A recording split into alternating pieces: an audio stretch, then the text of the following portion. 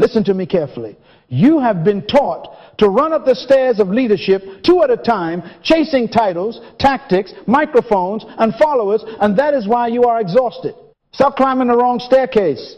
Write this down. Leadership is not pursued, it is produced. Say it out loud. Tell your neighbor. Etch it on your mirror.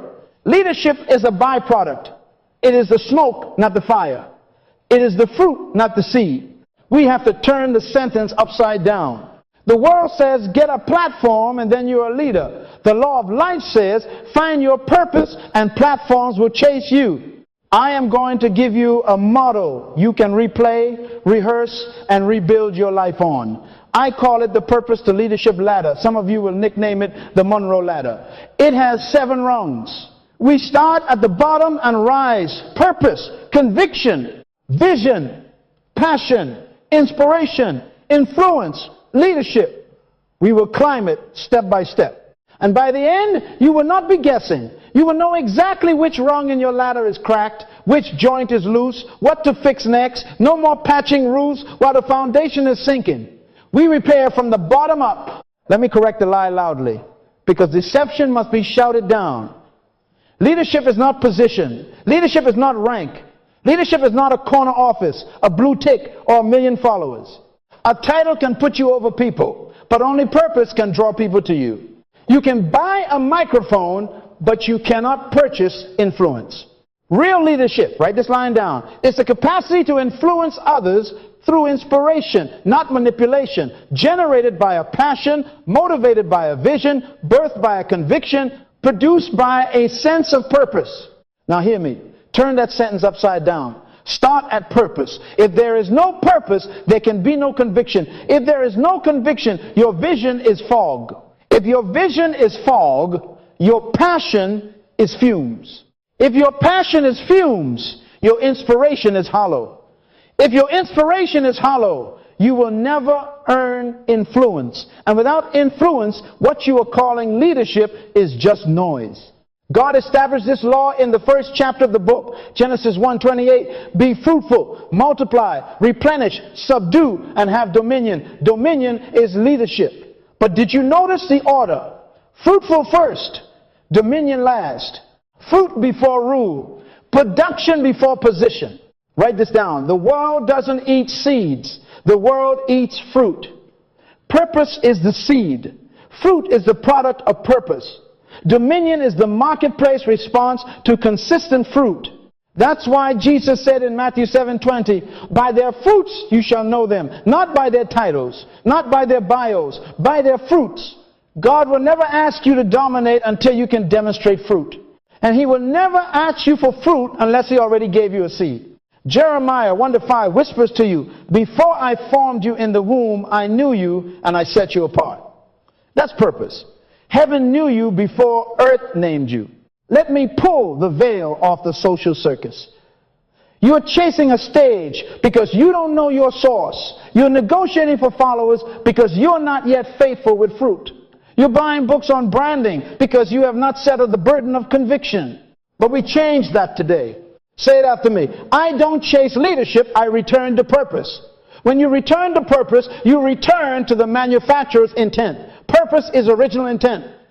The thing a thing was made to do. If you don't know the purpose of a thing, abuse is inevitable. If you don't know your purpose, self-abuse is predictable. Working jobs that kill your joy, posting content that betrays your values, collecting titles that never fit your shoulders. If you don't deploy yourself, you will be employed by those who discovered theirs. I met a young manager once, bright, wearing a name badge twice the size of his smile. He had authority on paper, but when he gave instructions, everyone waited for the assistant with no title to nod. The assistant had no rank, but she had results. She solved problems before they were noticed. She knew why the department existed. She was fruitful. Guess who people followed? This is not magic, it is law. Purpose produces fruit. Fruit earns trust. Trust becomes influence. Influence introduces you to leadership without an application. That's the ladder. So here is our promise together. In this journey, I will not give you tricks. I will give you tests. We will put your life against the ladder like a carpenter squares a house. Where there is a warp, we straighten. Where there is rot, we cut it out and replace it from the bottom up. Some of you don't need a new logo. You need a new conviction. Some of you don't need a bigger team. You need a clearer vision. Some of you don't need another motivational playlist. You need to go back to that quiet place until purpose speaks. Proverbs 19:21 says, many are the plans in a person's heart, but it is the Lord's purpose that prevails. Plans bow, purpose prevails. That's why we start there. Write this down. Leadership is not pursued, it is produced. Again, louder. Let your ears hear your own faith. Leadership is not pursued, it is produced. And production begins with discovery. We're not climbing to grasp. We are ascending to express. When you discover purpose, you stop drifting and you start producing. You stop begging and you start building. You stop pretending and you start becoming. Some of you will sleep well tonight for the first time in years because the chase is over. The return has begun. Get ready. We will ascend the purpose to leadership ladder together. Purpose to conviction, conviction to vision, vision to passion, passion to inspiration, inspiration to influence, influence to leadership. That is our map. That is our method. By the end of this, you will not ask, how do I get people to follow me? You will ask, how do I become so fruitful in my purpose that people find courage in my shadow? That shift is the birth of a leader. Now, take a breath, open your heart, and come back to the beginning. In the beginning was purpose. And when purpose speaks, leadership will find you. Now lean in and write this down. Leadership is the capacity to influence others through inspiration, not manipulation, generated by a passion, motivated by a vision, birthed by a conviction, produced by a sense of purpose. Say it back to me slowly so your spirit hears it. Leadership is influenced through inspiration, not pressure, not fear, not guilt. Inspiration, generated by passion, motivated by vision, birthed by conviction, produced by purpose. Now turn the sentence upside down and start where God starts. Purpose produces conviction. Conviction births vision. Vision fuels passion. Passion generates inspiration. Inspiration earns influence. Influence results in leadership. That is the chain. If any link is missing, what you are calling leadership is a performance, not a product. Let's sharpen the line so there is no confusion. Inspiration versus manipulation. Manipulation uses people to achieve private goals. Inspiration serves people to awaken their own greatness. Influence versus control. Control forces compliance. Influence invites trust.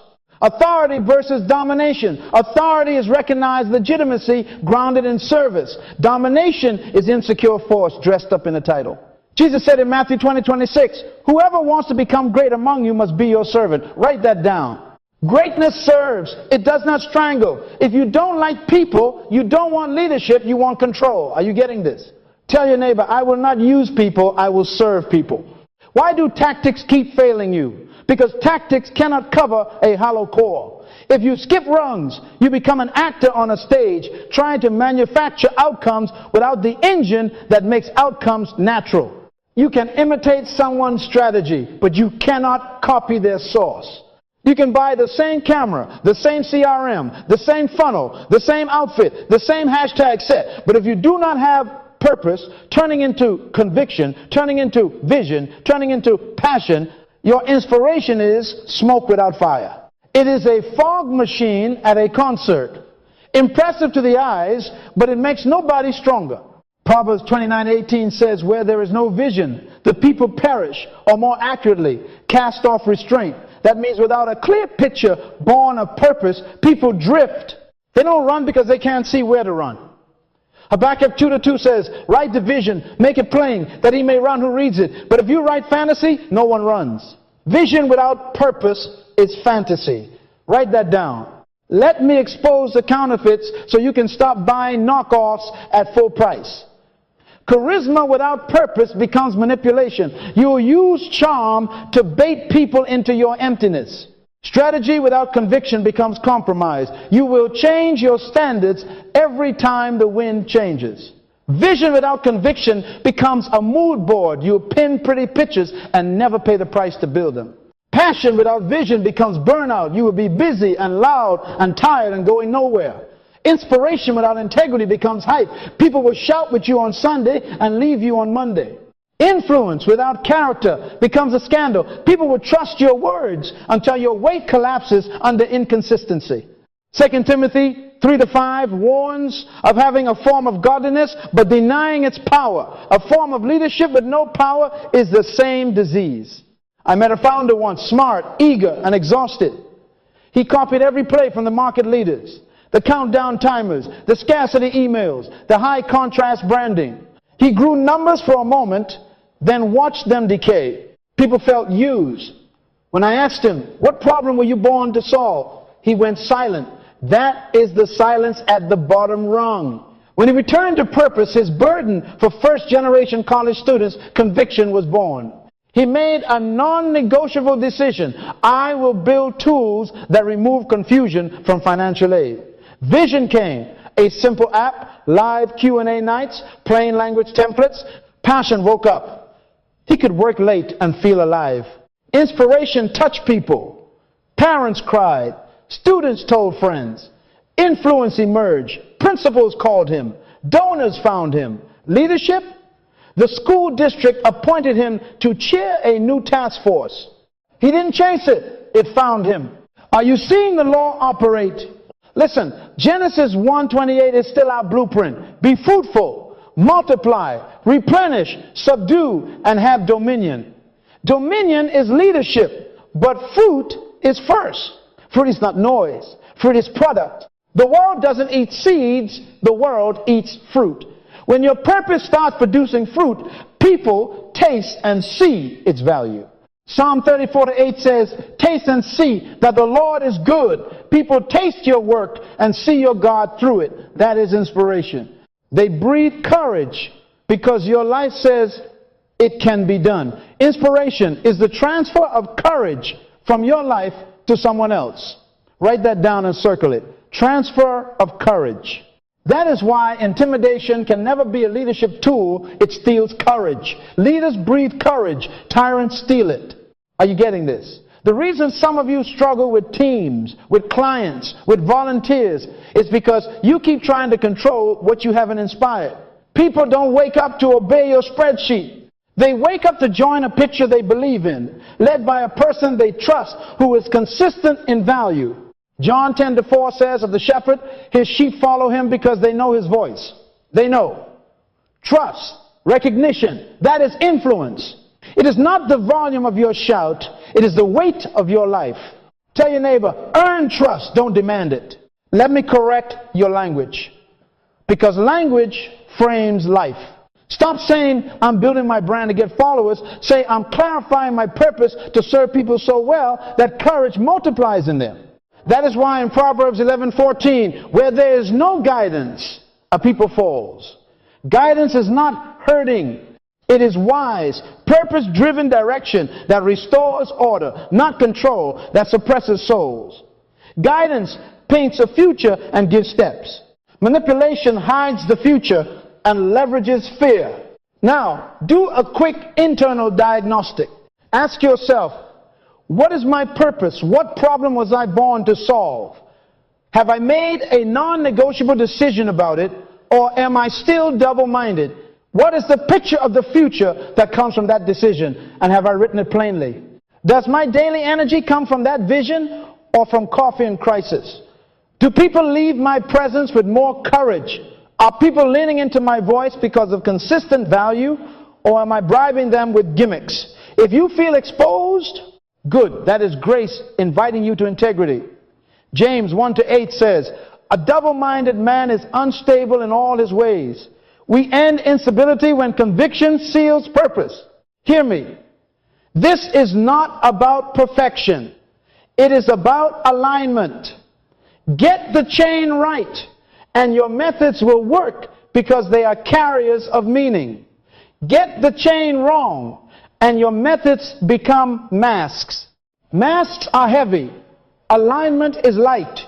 Jesus said, my yoke is easy and my burden is light. Matthew 11:30. The burden of manipulation is heavy because you must keep pretending. The ease of inspiration is real because truth powers it. So here is the revelation sealed in one breath. Leadership is not tricks. It is trust. Not pressure, power under control. Not domination, demonstration. Not using people, releasing people. Influence through inspiration, generated by passion, motivated by vision, birthed by conviction, produced by purpose. Say it again. Say it until it offends every counterfeit in you. When you secure that inner chain, you won't have to chase leadership. Leadership will recognize its own source in you and call your name. Now let me correct a confusion that has drained entire organizations and broken many of your hearts. The world keeps calling management leadership. Management is a role. Leadership is a relationship. Write that down. Management is about systems, schedules, inventory, KPIs, compliance, necessary, important, God-honoring when done well. Leadership is about people, purpose, inspiration, trust, intangible. But it turns the wheels that management maintains. You can be given a management role in a day. You can only earn a leadership relationship over time. A title can put you over people, but only purpose can draw people to you. Say that out loud. Tell your neighbor, position can be given, influence must be earned. Here is how you know titles are failing you. Your team only moves when you push. When you stop pushing, everything sinks back to still water. You send 4 reminders for a simple deliverable, and you still have to threaten consequences. You dangle bonuses. You escalate. You CC their supervisor. You flood Slack channels with all caps, and performance comes like a hostage exchanging for a bag of money. That is compliance, not commitment. When you walk into the room, the energy drops 2 degrees. When you leave, the laughter returns, but momentum dies.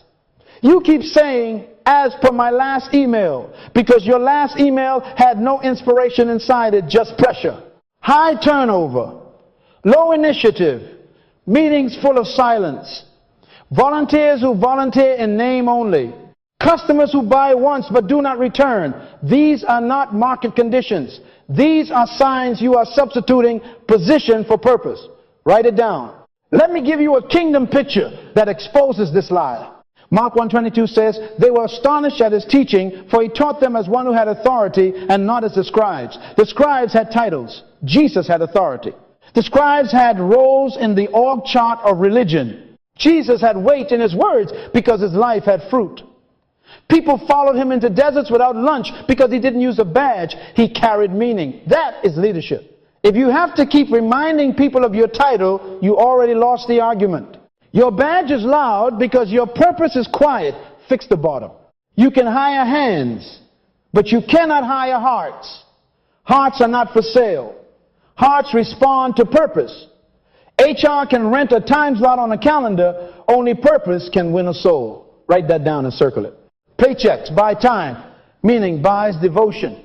That is why you see companies with lavish perks still bleeding talent. They offer toys but not a reason to wake up. That is why you see a community rally around a small nonprofit with no budget. They felt a burden, become a vision, and they gave their hearts to it. Followership is a byproduct. People do not follow you because your desk is bigger. They follow you because your life is clearer. They follow the person who carries meaning, not the person who holds a badge. Let me give you a cautionary tale from Scripture. Rehoboam inherits the title king in 1 Kings 12. He stands on the top rung by bloodline. The people ask for lighter burdens. He answers with bravado. My father disciplined you with whips. I will discipline you with scorpions. Position with no purpose. Power with no service. The result? 10 tribes walk away. A split kingdom. Write that down. When you confuse title for leadership, you preside over decline. Rehoboam had the chair, but he lost the people. Some of you are watching your team scatter, your clients defect, your volunteers ghost you, not because the vision is impossible, but because you answered with a scorpion when they asked for a shepherd. Let's bring it to the marketplace. A regional manager I counseled had the highest attrition in the company. Top-down memos, mandatory Saturdays, rotating scoreboards, gift cards for winners. He managed perfectly and led no one. I asked him to put the ladder to his life. We went to the bottom rung. Why does this department exist? Long silence, then a seed. We removed fear from first-time home buyers. Conviction formed. We will never confuse a file with a family. Vision followed. A reworked onboarding that named the person before the paperwork. Passion returned. He started coming early, not to police, but to prepare. He told customer stories on Mondays. Inspiration began. Agents cried when reading thank you notes. They saw their names in victories. Influence grew. Attendance rose without threats. Referrals spiked. Attrition dropped. Did he keep his title? Yes, but it stopped being a crutch and became a tool. Purpose drew people. Are you seeing it? Listen to Genesis 1:28 again. Be fruitful, multiply, replenish, subdue, have dominion. Dominion is the last word. That is market leadership, but it is chained to fruit. Fruit is first. The world doesn't eat seeds. The world eats fruit. You don't deserve dominion until you deliver fruit consistently. And fruit doesn't come from a title. It comes from a tree rooted in purpose. Proverbs 22:29 says, do you see a man skillful in his work? He will stand before kings. Not, do you see a man with a title? Skill and fruit carry you into rooms your badge could only dream of. Write this down. Credibility is earned by consistent value. Authority is recognized when fruit speaks. Now let me help you stop begging for respect. Respect is not a press release. It is a harvest. If you want to stop polishing the top rung, your bio, your badge, your banner, repair the bottom rung. Purpose first. Decide what is non-negotiable conviction. Paint a future that fits that decision vision. Burn with energy, source from meaning, passion. Let your life breathe courage into others, inspiration. Deliver consistent value until people trust your weight influence. Then, and only then, will leadership arrive without an invitation. Say it. I will repair from the bottom up. This week, change your practice. In your next meeting, stop opening with deadlines. Open with destiny. Ask, what problem were we born to solve for our customers' peace? Share one story where your product removed pain. Give them a taste of fruit. Invite two people to rewrite the process to serve that purpose more clearly. Give away ownership. Replace one policy of pressure with one rhythm of inspiration. Friday wins recap, handwritten notes, customer voice recordings played aloud. You can hire hands, but hearts open when they hear themselves in the mission. John 10:27 says, my sheep hear my voice. But notice why they hear it. They know it. Familiarity formed by consistent care. Some of you are tempted to say, but I need results now. Hear the correction with hope. If you had built the bottom earlier, the top would not be wobbling today. But grace gives you a restart. Build now. Produce fruit in a small place. Watch influence grow without a billboard. Stop announcing your title. Start announcing your purpose. Stop quoting policy. Start quoting vision. Stop threatening. Start training. Leadership is the capacity to influence others through inspiration, generated by a passion, motivated by a vision, birthed by a conviction, produced by a sense of purpose. Say it until it resets your reflex. Titles keep failing you because titles were never designed to carry the weight you are placing on them. Purpose was... So here is the reality check, married to a promise. If you keep using position to replace purpose, you will always need more pressure to get less performance. But if you return to purpose and climb the ladder in order, you will watch people lean forward when you speak, not because you are loud, but because your life is heavy with fruit. A title can place you over people, but only purpose can draw people to you. Write it, speak it, live it, then watch leadership come find you. Now we step on to the first rung, purpose. Purpose is not what you like, it is why you exist. Write that down. Purpose is original intent. The reason for which a thing was created, the manufacturer's idea in the mind of God before the product called you ever appeared on earth. If you don't know the purpose of a thing, abuse is inevitable. If you don't know your purpose, self-abuse is predictable.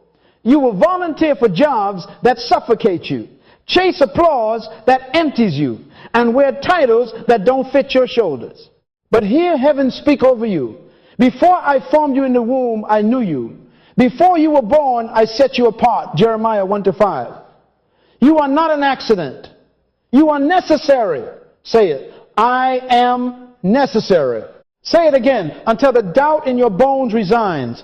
I am God's response to a need He created. Purpose answers the question, why did God send me here? Not what pays well, not what is trending, not what do they expect from me.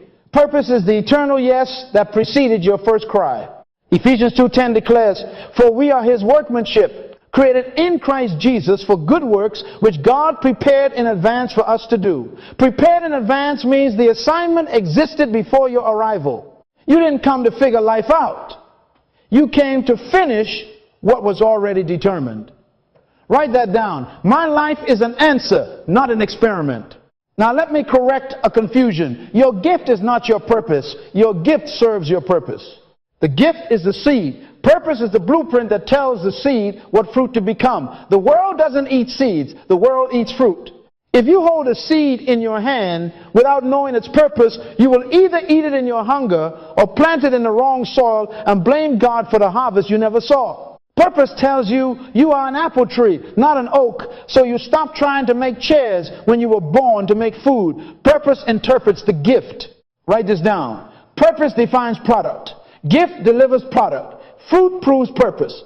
Be fruitful, multiply, replenish, subdue, and have dominion. Genesis 1:28 is still our path, but fruit is first. And fruit requires seed, obeying a blueprint. So I ask you, what is the blueprint stamped in your spirit? Let me give you diagnostic lights on your dashboard, because some of you have been ignoring the check engine signal.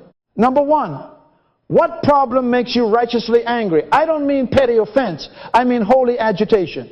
Moses saw an Egyptian beating a Hebrew, and something burst in him, not to commit a crime, but to confront oppression. Your anger reveals the injustice you were wired to solve. Number two, what need do you see repeatedly that others step over? You walk into a room and immediately notice confusion in systems, or chaos in care, or waste in resources. That repeated sight is a clue. Number three, what value do you naturally carry into rooms? When you show up, what increases clarity, courage, order, peace, creativity, hope? People have been telling you for years. You just haven't listened because you were busy envying someone else's fruit. Write this down. Envy is blindness to your own orchard. I met a young woman named Raina. This is going to help somebody. She had 3 jobs in 4 years and felt like a failure.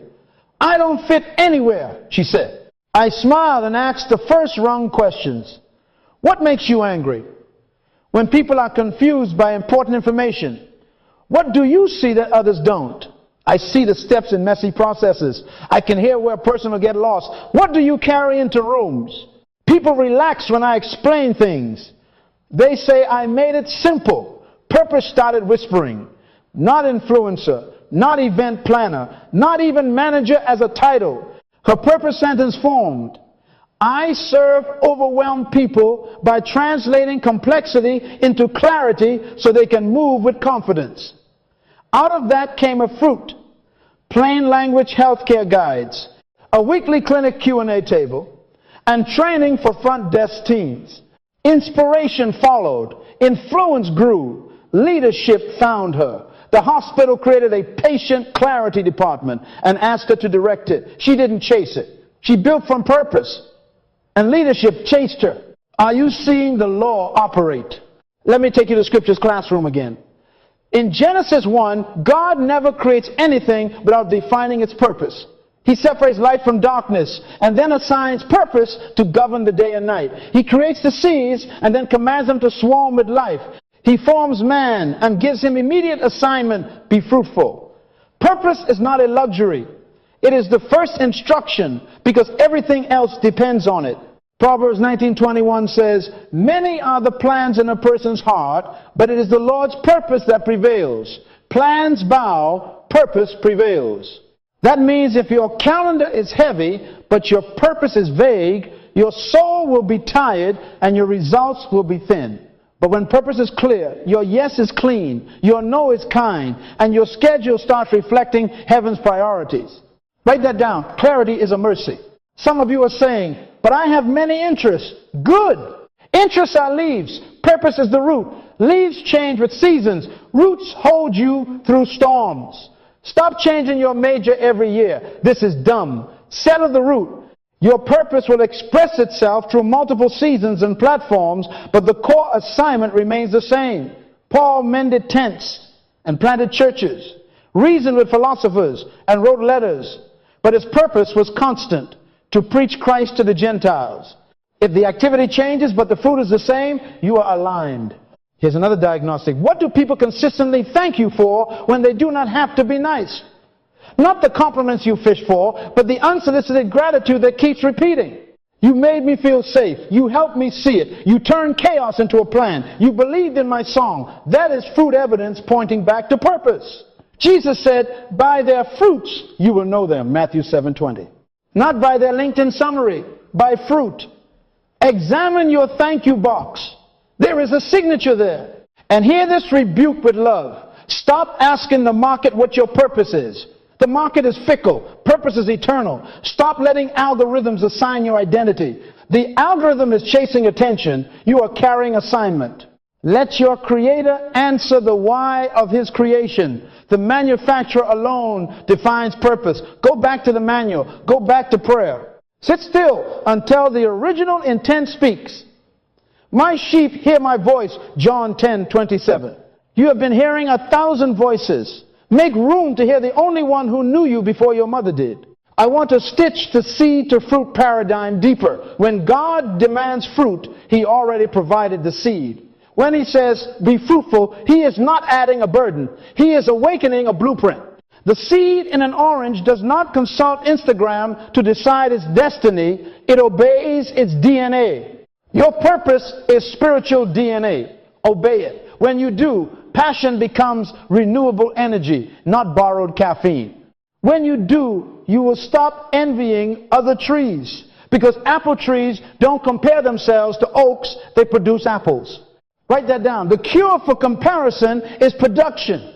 Let me give you a marketplace parable.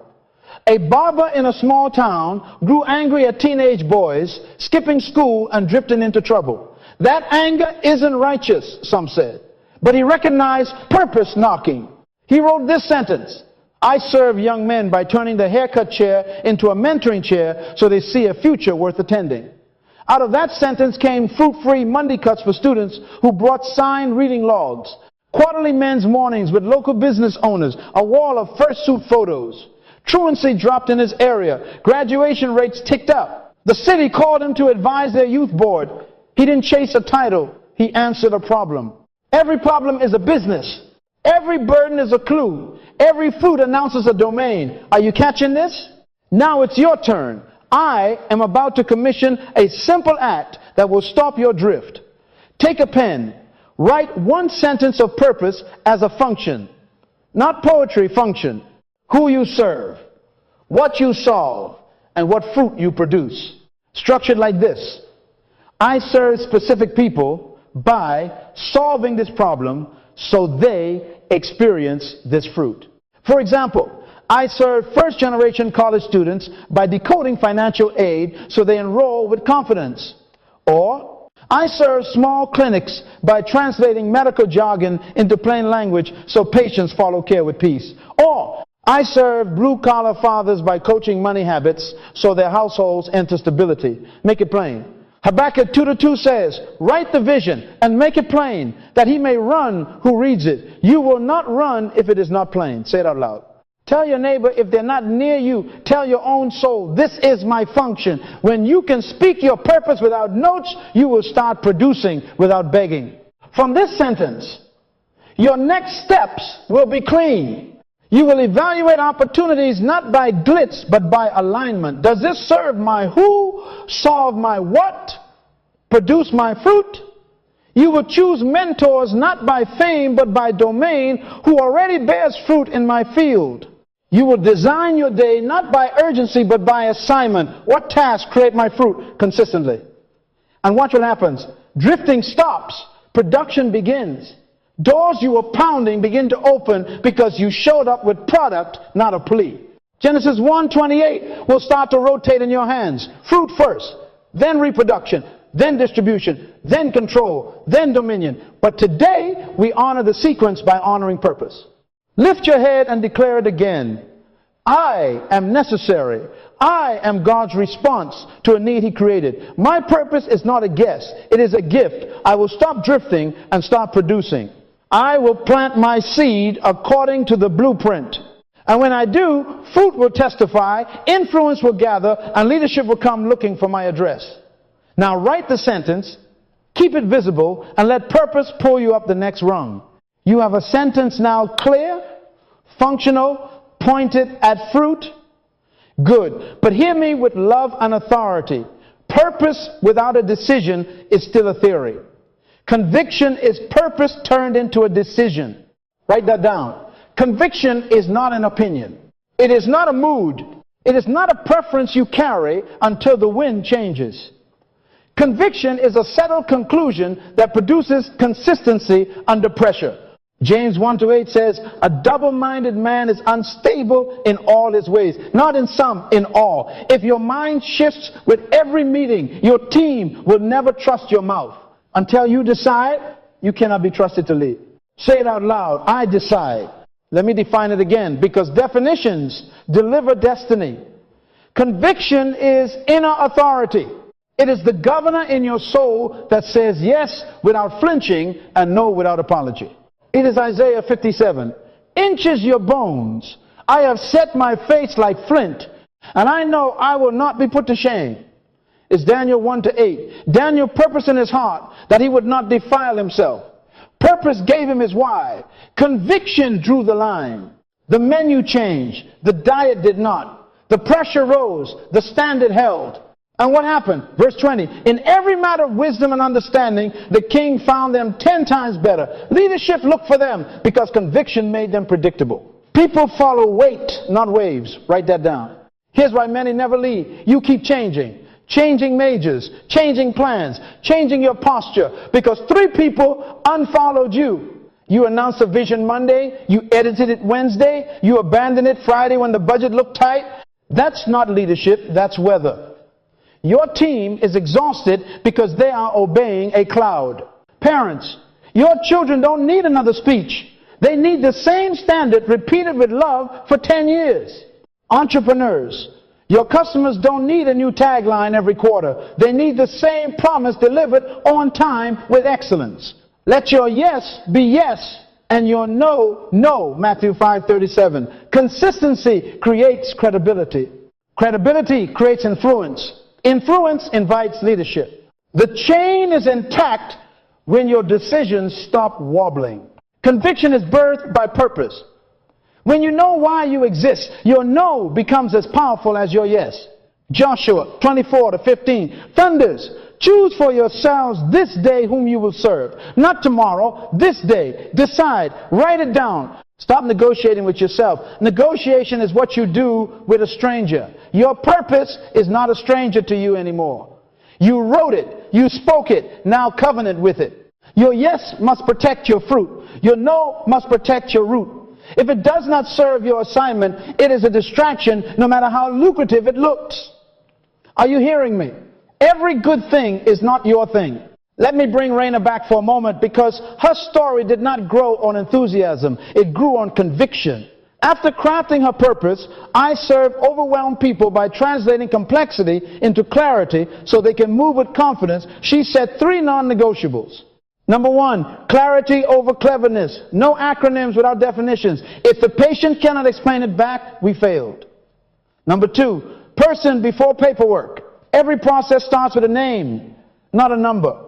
Number 3, integrity in promises. No estimated wait times we can't meet. Her no became sharp. No to last minute make it pretty projects that did not reduce confusion. No to meetings that had no decision outcome tied to her scope. No to overtime that turned her into a martyr. She guarded rest to sustain fruit. Within months, the hospital stopped asking her to decorate slide decks and started asking her to redesign experiences. Why? Conviction made her trustworthy. Are you getting this? Now it's your turn. We are going to do a simple surgical exercise. Take your purpose sentence and ask it for boundaries. Write this down. 3 non-negotiables required by my purpose. Don't be cute.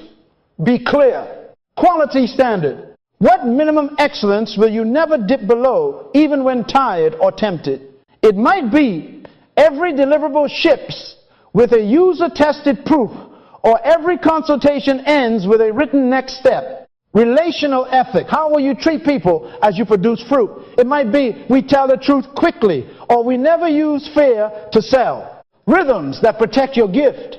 What practices keep you sharp? It might be study 1 hour daily in my domain. Or Sabbath is non-negotiable, because energy comes from meaning, not mood. Write them now. Say them out loud. Tell your neighbor, if you don't have one, tell your mirror, these are my lines. Next, accountability requires repentance. List 3 compromises that have been weakening your influence. Don't lie to yourself. Maybe you have been overpromising delivery times to get the deal.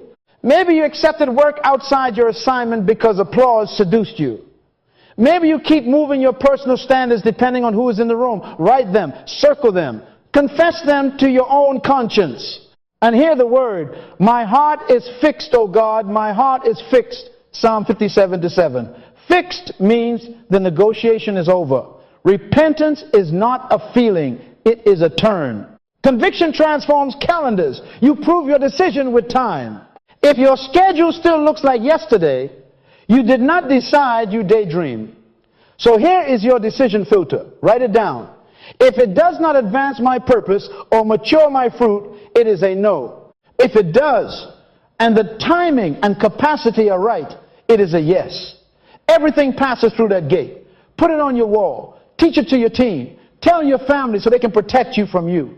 Nehemiah 6:3 is your template. I am doing a great work and I cannot come down. Say it. I cannot come down to explain my assignment to people who profit from my distraction. Let me correct a myth. Conviction is not stubbornness. Stubbornness protects ego. Conviction protects purpose. Stubbornness refuses counsel. Conviction welcomes wisdom, but refuses dilution. Daniel negotiated the menu, but not the standard. That is leadership intelligence.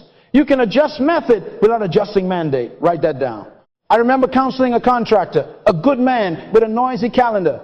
Every week he was in a new niche. Bathrooms this month, landscaping next. Then we also do websites. His crew kept quitting. Clients kept hesitating because he kept changing the promise. We wrote his purpose. I serve working families by delivering on time, no surprise kitchen renovations so the heart of the home can breathe again. Conviction cut the branches. No more side hustles that lie about expertise. Non-negotiables, on-time delivery or we pay the penalty, transparent pricing, dust control to protect families' health, compromises to kill, taking cash jobs off the books, starting without permits, hiring cousins who don't show. Within a year, his calendar was quieter but fuller. Referrals multiplied. Influence grew. Why? The market trusts conviction. Your life stopped wobbling. Your words started working.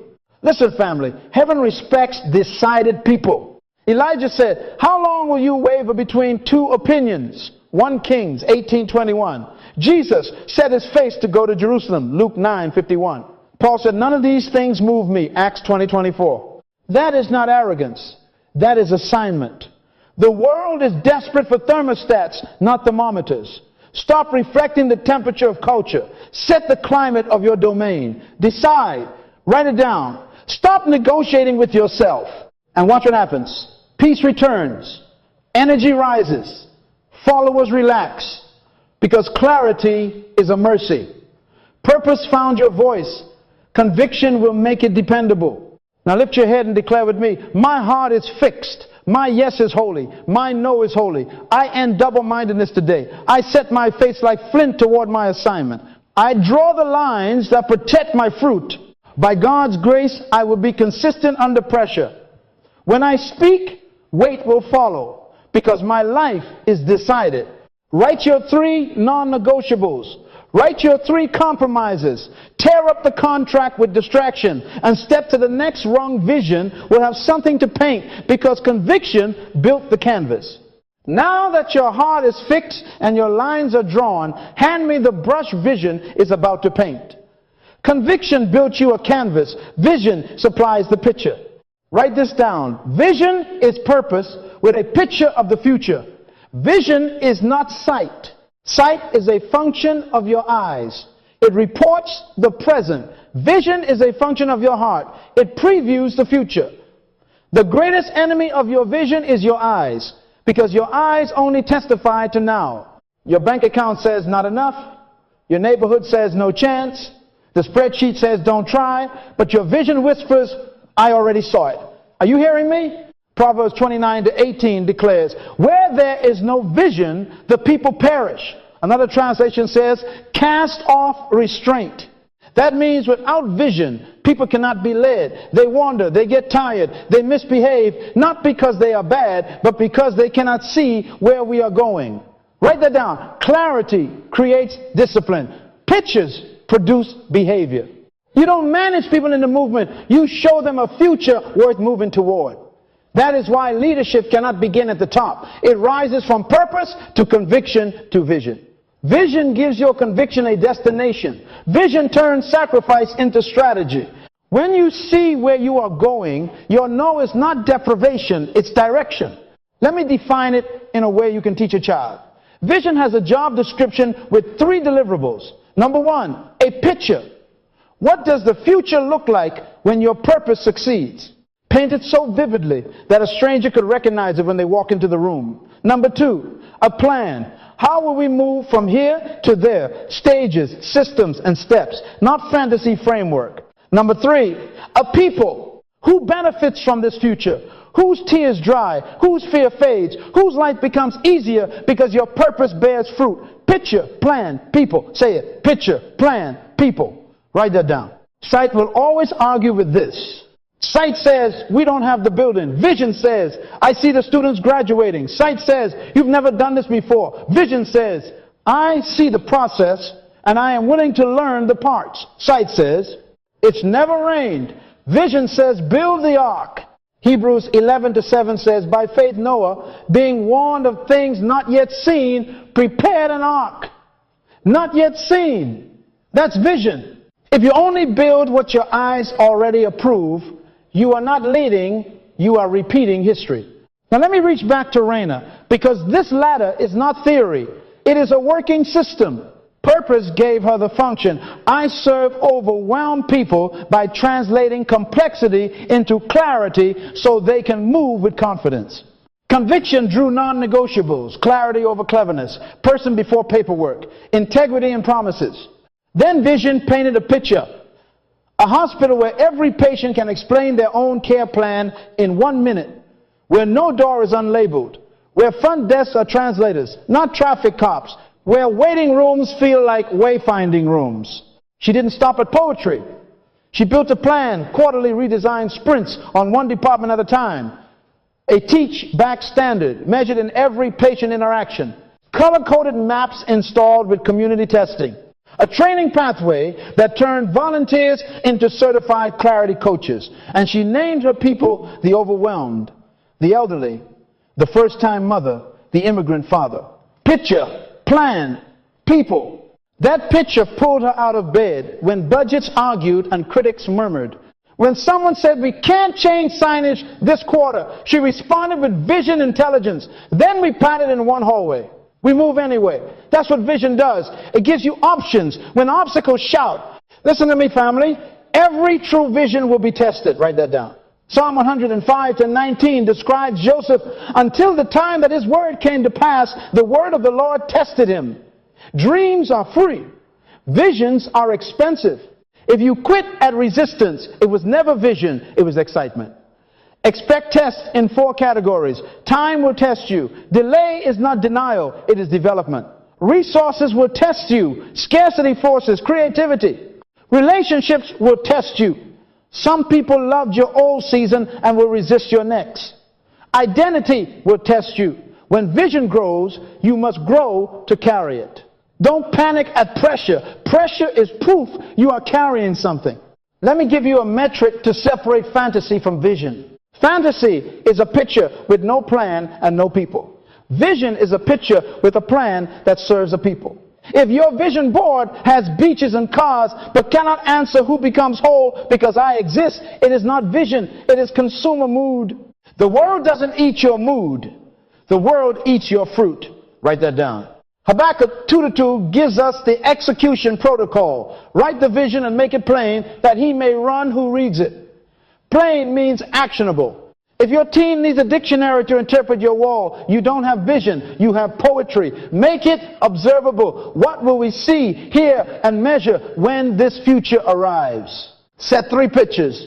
A picture in words. Write a one-page day in the future narrative. Start with, it is 3 years from today. Describe a normal day for your people, what they feel, what they can now do, what is absent that used to torment them. 2, a picture in numbers. Choose 5 measurable outcomes that prove the future is forming. For Raina, it was 90% teach-back success, 20% reduction in no-shows, half the average wait time, 2 languages added to signage, and quarterly patient clarity scores above 4.5. Numbers are not the enemy of faith. They are the companions of stewardship. 3, a picture in place. Draw the map, spaces, systems, and scenes. Where does the change live? Put tape on floors if you must. Rehearse the future in the present. When Nehemiah rebuilt Jerusalem, he walked the walls at night, seeing what others could not see yet. Nehemiah 2:12-13. Vision scouts the terrain before the team marches. Write this next line. In bold vision organizes sacrifice. Without vision, sacrifice feels like theft. With vision, sacrifice feels like investment. A mother waking at 4 a.m. to study is not punishing herself. She's paying tuition for a future her eyes can't see yet. A craftsman refusing a lucrative but misaligned contract is not losing money. He's protecting brand integrity for the dominion season that needs trust. Jesus, for the joy set before him, endured the cross. Hebrews 12:2. That is vision turning pain into path. Are you getting this? Let me correct another myth. Vision is not a committee decision. It is a revelation stewarded through leadership and then clarified with counsel. Too many of you are crowdsourcing your future with people who have never been where you're going. The manufacturer reveals mandate. Mentors refine methods. In the multitude of counselors, there is safety. Proverbs 11:14. But counselors are not creators. Go to God for picture, to your team for plan, and to your people for proof. Some of you are saying, but my eyes don't see it. Good. Stop worshiping your eyes. Your eyes are good servants and terrible masters. They borrow evidence from the past. Vision borrows evidence from the promise. We walk by faith, not by sight. 2 Corinthians 5:7. It's not an excuse for laziness. It is an instruction for leadership. Sight anchors you to what is. Vision anchors you to what must be. Say it. My eyes are not my leader. My vision is my leader. Now I want to push you into practice. Open your journal. This is your Habakkuk moment. Write your 3 deliverables. Picture. Describe in 200 words the future your purpose creates.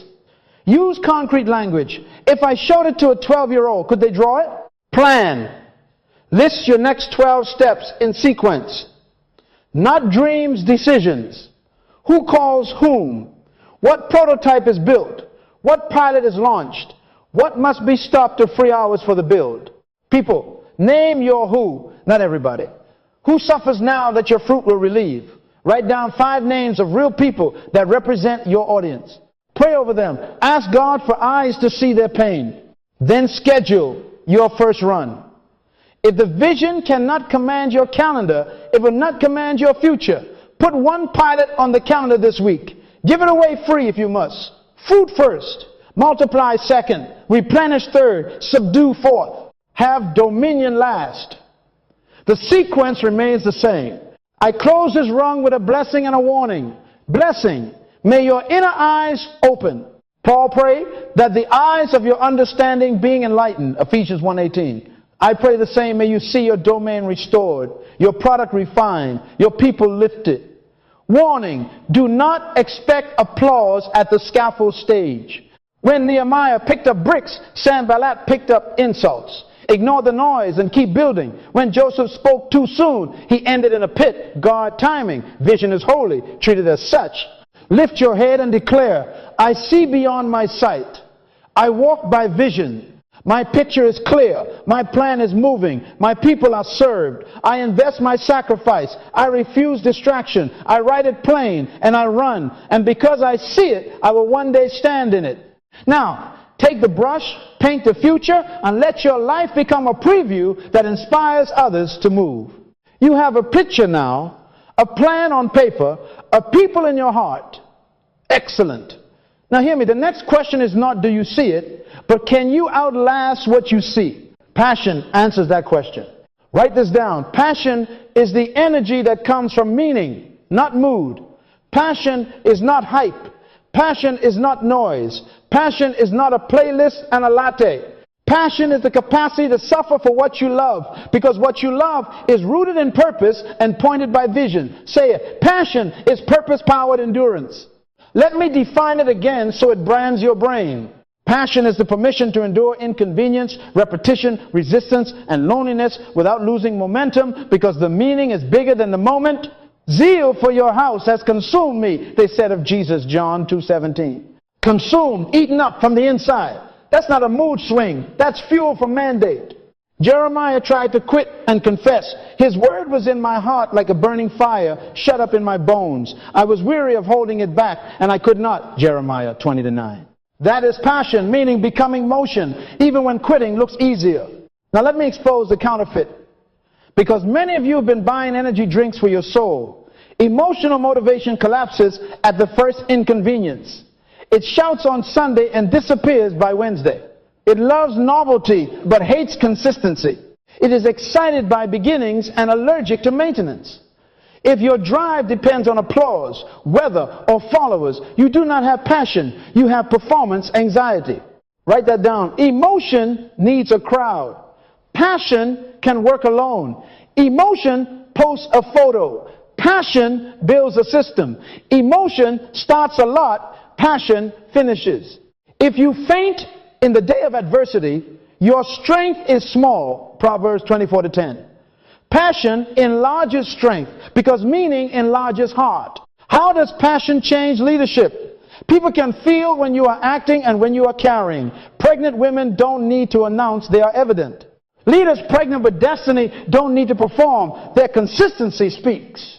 This is why I tell you leadership is the capacity to influence others through inspiration, not manipulation. Generated by a passion, motivated by a vision, birthed by a conviction, produced by a sense of purpose. Hear the order again. Don't break the chain. Purpose produces conviction. Conviction gives vision a spine. Vision ignites passion. Passion breeds inspiration. Inspiration earns influence. Influence births leadership. Turn the sentence upside down and start from the bottom. Stop asking for motivation. Get purpose. Purpose produces passion. Say it again. Purpose produces passion. Let me bring Raina back because theory must become testimony. There were nights when budget said no and bureaucracy said later. She did not post cryptic quotes and disappear. She showed up before dawn with coffee and tape, measuring the hallway to pilot a color path in one wing because the full signage rollout was delayed. She sat with an elderly couple on a Saturday to test whether the new forms were readable without glasses. No cameras, no committee, no paycheck for the extra hours. Why? She wasn't performing for promotion, she was carrying people. Passion turns inconvenience into investment. Within a year, the staff began saying, if Raina says we're doing it because she's still here when the meeting ends. Weight, not words. Listen, passion is not loud, it is long. Passion is not a shout, it is a shove that doesn't stop. Hebrews 12:2 told us Jesus endured the cross for the joy set before him. Joy is meaning created endurance. Paul said, the love of Christ compels us. 2 Corinthians 5:14. Compels, pushes forward. That is passion. Many are praying for new energy while rejecting old obedience. You don't need a new song. You need a clear why.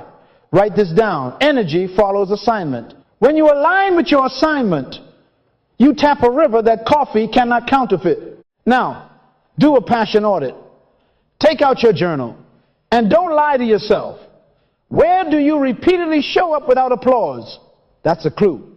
What work makes you forget time?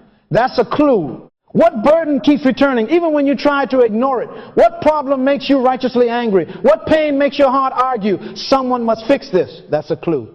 What research do you do for free? That's a clue. What would you still do if no one paid you for a year because the meaning of it feeds you? That's a loud clue. Write 5 moments from the last 90 days when you were energized after the work, not just before it. Circle the ones that serve your purpose sentence. Passion flows strongest where purpose and vision intersect. I need to correct a myth. Passion is not perpetual excitement.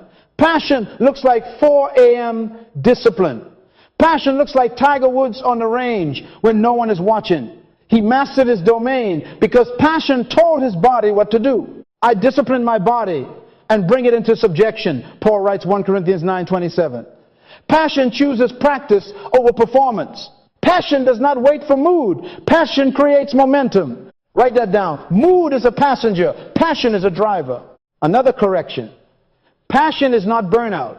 Burnout is energy spent on assignments that do not belong to you or rhythms that do not honor your design. Passion does not cancel Sabbath. Passion protects Sabbath because you are guarding your fuel source. Isaiah 40:31 promises, they that wait upon the Lord shall renew their strength. They shall mount up with wings as eagles. Renew means exchange. Passion keeps you returning to the source to exchange weakness for strength because the mission matters. Schedule your renewal like a deliverable. Pray, study, rest, exercise. Rhythms are the rails passion runs on. Tie this to our mandate from Genesis. Be fruitful, multiply, replenish, subdue, have dominion. You cannot multiply without energy. You cannot replenish without resilience. You cannot subdue without stamina. Passion supplies the power to go from fruit to multiplication. The world doesn't eat seeds, the world eats fruit. But hear me, sustained fruit demands sustained passion. Producers protect their power by protecting their purpose. Tell your neighbor, guard your fuel. Let me give you a practical protocol. Number 1, name your why every morning. Say your purpose sentence out loud before you check your messages. Anchor first. Number 2, touch your vision daily. Read your day in the future paragraph and 1 metric you are improving. Picture plus numbers equals propulsion. Number 3, choose 1 suffering you will embrace this week on purpose. Wake an hour early to study your domain. Make 1 courageous call you've been avoiding. Refine 1 process until it sings. Schedule suffering produces skill. Write that down. Number 4, record proof. At day's end, write 1 line. How did my passion serve people today? Testimony fuels tomorrow. Galatians 6:9 says, let us not be weary in well-doing, for in due season we shall reap, if we faint not. If we faint not, there's the condition. Passion keeps you from fainting, because passion keeps you from forgetting. Passion is memory of meaning. When your mind says, this is hard, your passion says, this is holy. When critics mock, passion smiles because the people are worth it. When budgets say wait, passion says pilot. When you fall, passion lifts you because purpose didn't change just because your feelings did. Write that down. My feelings are not my foreman. Lift your head and declare with me, I stop asking for motivation. I get purpose. Purpose produces passion. My energy comes from meaning, not mood. I endure because the mission matters. I will not faint. I will reap. My zeal is holy. My rhythms are protected. My hands are steady. I carry destiny, not performance. And because I carry it, people will feel the weight and rise. Now schedule your suffering, guard your Sabbath, say your why, touch your picture, and run. Passion has entered the room. Passion has entered the room. Now watch what happens when that fire finds lungs near you. Write this down. Inspiration is the first outward evidence that the latter is working. It is the transfer of courage from your life to someone else. To inspire means to breathe into. Genesis 2:7 says, and the Lord God formed man of the dust of the ground and breathed into his nostrils the breath of life. When Jesus rose, John 20:22 says, he breathed on them and said unto them, receive ye the Holy Ghost. Breath brings capacity. Breath awakens the dormant. When your purpose turns into conviction, your conviction into vision, your vision into passion, your very life begins to exhale courage. People around you start breathing better. Tell your neighbor, leadership begins when my life gives you oxygen.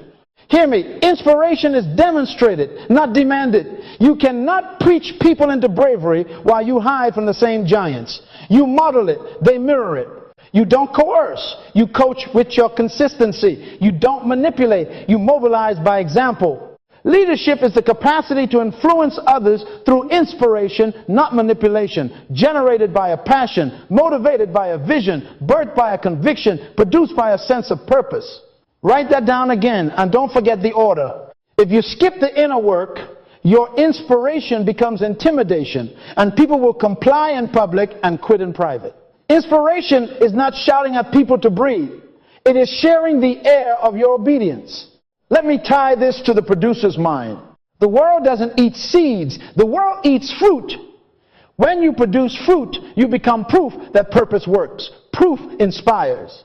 Nobody is motivated by your ideas sitting in notebooks. They are inspired by your prototypes on tables. When David picked up 5 stones and ran toward Goliath, the entire army found his breath again. They didn't need another lecture on courage. They needed a picture of it.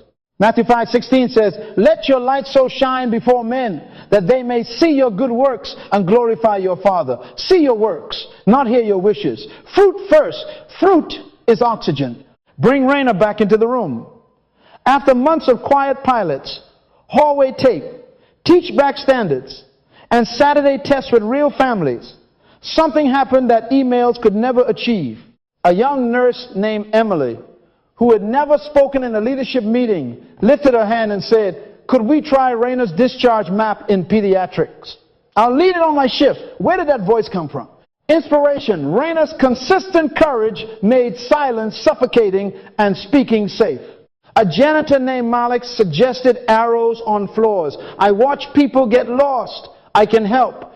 He had always seen the problem. He needed someone's life to give him permission. The chief financial officer, initially resistant to changing signage, walked a grandmother through the new map and said, "This is why we budget." Raina didn't demand bravery. She demonstrated it until rooms inhaled. That is inspiration service plus example, turning spectators into stewards. How do you breathe courage into others? Let me hand you 3 tools: testimony, clarity, and generosity. Write that down. Testimony, clarity, generosity. Testimony first. Revelation 12:11 says, "They overcame him by the blood of the Lamb and by the word of their testimony." Your scars are not shame, they're strategy. Tell the truth about what you overcame, not as a performance, but as a pathway. Stop curating only the highlight reel. Share the night you cried in your car, then show the email you sent anyway. Tell how many prototypes failed before one worked. Joseph did not inspire the palace with a coat. He inspired with a prison-tested wisdom. Your testimony says, "I bled and I'm still building." That sound gives people courage to begin with their imperfect tools. Say it, "My scars are seeds." Second, clarity. People inhale when fog lifts. Clarity is what you stand for. Stated so simply, a child can repeat it. We serve the overwhelmed by translating complexity into clarity. That one sentence became oxygen in Raina's hospital. It told volunteers how to answer phones, nurses how to frame instructions, administrators how to budget. If the trumpet give an uncertain sound, who shall prepare himself to the battle? 1 Corinthians 14:8. Unclear leaders suffocate teams. Write down your creed, 5 lines that define your why, your who, your what, your no, and your standard. Put it where others can see it. Habakkuk 2:2 still commands, make it plain, that he may run who reads it. Running requires air, clarity provides it. Third, generosity. Proverbs 11:25 declares, "The liberal soul shall be made fat, and he that watereth shall be watered also himself." Inspiration is not hoarding your process, it is helping others win. Give away a template, share a checklist, open a door with an introduction, host a free 20-minute clinic for your community on one small specific skill.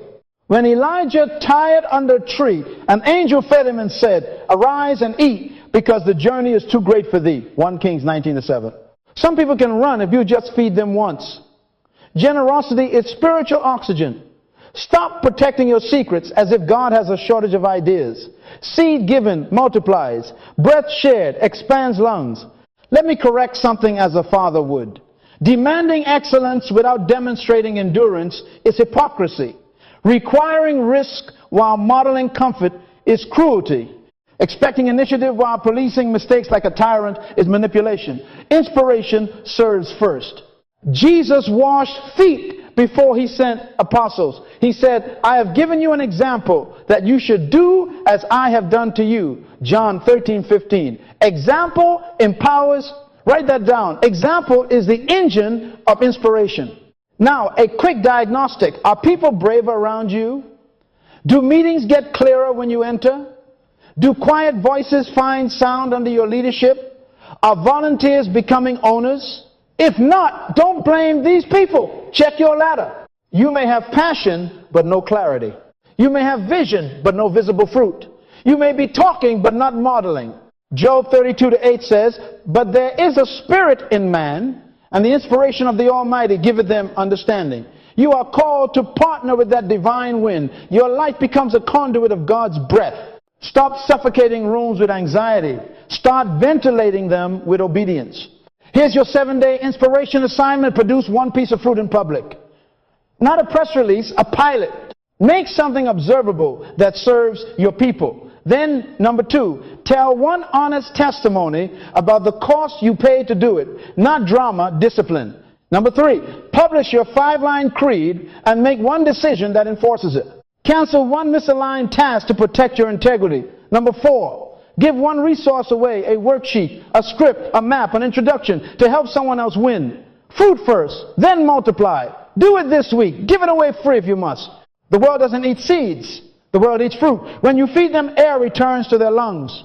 Hebrews 10:24 urges us, let us consider one another to provoke unto love and to good works. Provoke means to stir, to spark. That's inspiration. Your life striking flint until others light. And 2 Timothy 1:7 reminds us, God has not given us the spirit of fear, but of power and of love and of a sound mind. When you breathe that atmosphere, power, love, soundness, people catch it. They stop trembling, they start trying, they move. Influence is coming next, but hear me, inspiration is the gate. This is where leadership begins to become visible. Lift your head and declare with me, I am a carrier of courage. My life is oxygen. I model what I mandate. I give fruit. I give clarity. I give help. I provoke good works. Tell your neighbor, leadership begins when my life gives you oxygen. Now open your mouth. Exhale your testimony. Open your hands. Share your tools. Open your calendar. Serve your people. And watch lungs expand and men and women rise. Now influence arrives not as a shout, but as gravity. Write this down. Influence is when people trust your weight, not just your words. It is the ability to affect decisions and direction because your values are predictable, your fruit is visible, and your consistency is measurable. Influence is not charisma, it is credibility over time. Wherefore by their fruits ye shall know them. Matthew 7:20. Not by their posts, not by their titles, by their fruit. Influence is earned trust built on consistent value. Say that, earned trust, consistent value. Hear me carefully. Attention is not influence. A viral moment is not momentum. Crowds will clap for novelty and leave for dinner. Disciples stay because they are fed. Money follows value, and attention follows value too. Write that down and underline it. Money follows value. If you want people to lean, you don't chase them. You feed them until leaning becomes instinct. Stop counting likes. Start counting lives served. He that is faithful in that which is least is faithful also in much. Luke 16:10. Faithfulness is the road. Fruitfulness is the sign. Influence is the traffic that appears because the road keeps arriving at value. Let me give you a picture weight. In Hebrew, glory means weight, substance. Paul says, our light affliction worketh for us a far more exceeding and eternal weight of glory. 2 Corinthians 4:17. People are testing your load rating. Can you carry what you claim? A bridge doesn't beg cars to cross, it bears them. A chair doesn't email you for a try. You sit because the weight of others has proven it. Influence is when people sit without your pitch because your track record is louder than your microphone. Write this down. Outcomes outpreach opinions. This is how the marketplace crowns brands, and it's not mystical, it's Genesis. Be fruitful, produce one reliable product. Multiply, reproduce it so others can access it without you present. Replenish, distribute until it fills shelves and screens. Subdue, control the space by systems and standards. Have dominion, own the category in people's minds. McDonald's did not win because their burgers are divine. They won because they mastered consistency. A fry in Tokyo tastes like a fry in Toronto, value you can predict.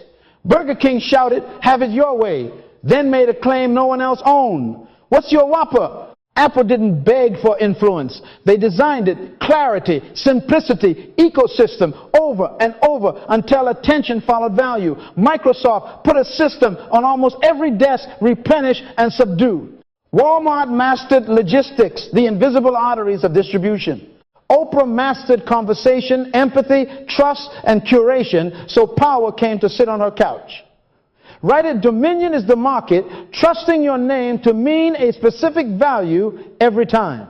You were born to master something. I keep saying it because destiny requires specificity. Seest thou a man diligent in his business, he shall stand before kings. Proverbs 22:29. Kings seek out predictable value. Daniel had an excellent spirit, and the king preferred him, Daniel 6:3. Joseph interpreted one dream with precision, and a famine strategy emerged. He went from prisoner to prime minister because his gift solved the national problem repeatedly, Genesis 41. Your gift makes room for you and brings you before great men, Proverbs 18:16. But hear me, the room is not the result of a resume, it is the result of reliable fruit. Influence is when rooms ask for you because outcomes follow you. Bring Raina back. Inspiration had people breathing. Influence changed behavior at scale. The chief nursing officer sent an email. Before any new signage order is approved, run it by Raina's team. That is influence when processes bend toward your pattern. The board asked her to present outcomes, readmissions, dropped 8%, patient, time to answer, fell by 3 minutes, family confusion, scores cut in half. Departments she never visited adopted her discharge map. Another hospital across town called, could you teach us your teach-back standard? Vendors adjusted contracts to match her clarity. She did not campaign for followers. Fruit attracted responsibility. That's influence. Gravity you didn't purchase. Favor you didn't flatter. Alignment you didn't coerce. People trusted her weight.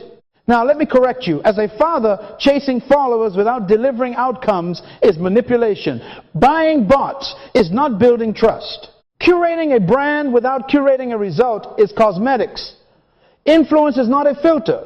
It is a footprint. If the foundations be destroyed, what can the righteous do? Psalm 11:3.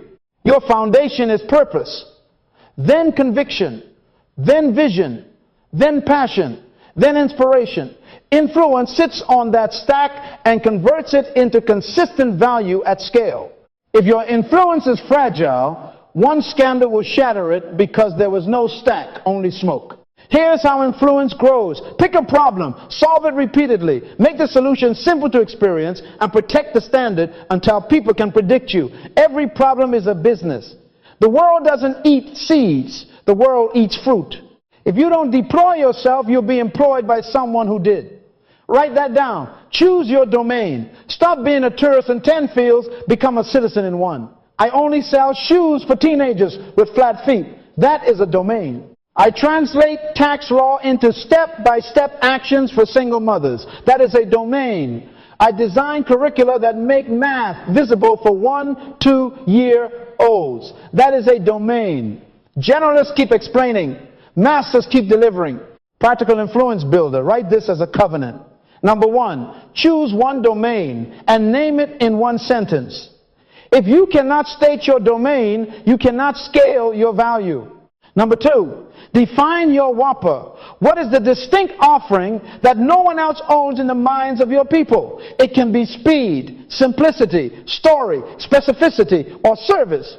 Pick one, own it, put your name on it. Number 3, Commit to daily skill development.